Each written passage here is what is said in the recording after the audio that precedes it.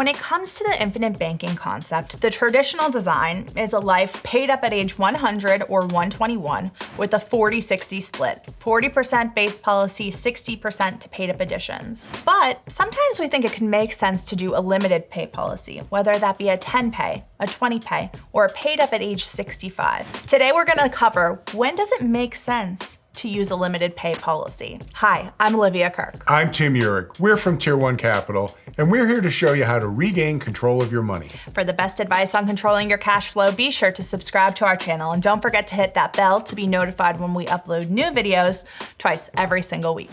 So you want to get started with a whole life insurance policy designed for cash value accumulation, but you're not sure on the policy design that's best for you. Should you have a paid up at 100 or paid up at age 65? Today, in our latest YouTube video, we talk about limited pay policies and when and why they make sense. We'll see you over there.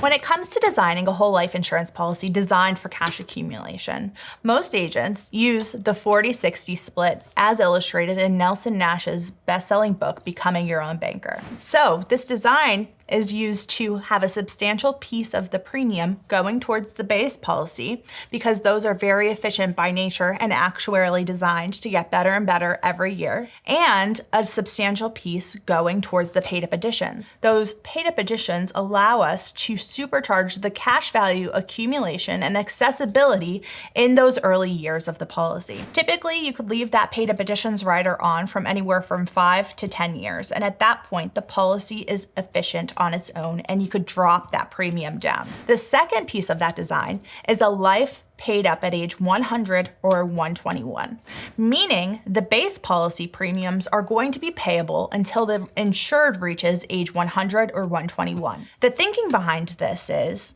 we want to be able to put money into our banking policies as long as possible. And while that is the goal, again, to allow us to be able to put money into the policy as long as possible, we also have to be cognizant of the fact that when you get into retirement, let's say in your late 60s or 70s, and you're no longer working and you're living off your investments or your savings, your cash flow is limited. And what we found is that some people get into retirement years and they don't think they have the money to put into these life insurance policies. And that's unfortunate because they're probably thinking about things incorrectly. But because we've seen this mindset over and over, we have begun to implement limited pay policies, policies paid up at age 65. What that means is there are no more premiums after age 65. Now, we also know that people will be looking for places to put money beyond retirement years. So the point is this: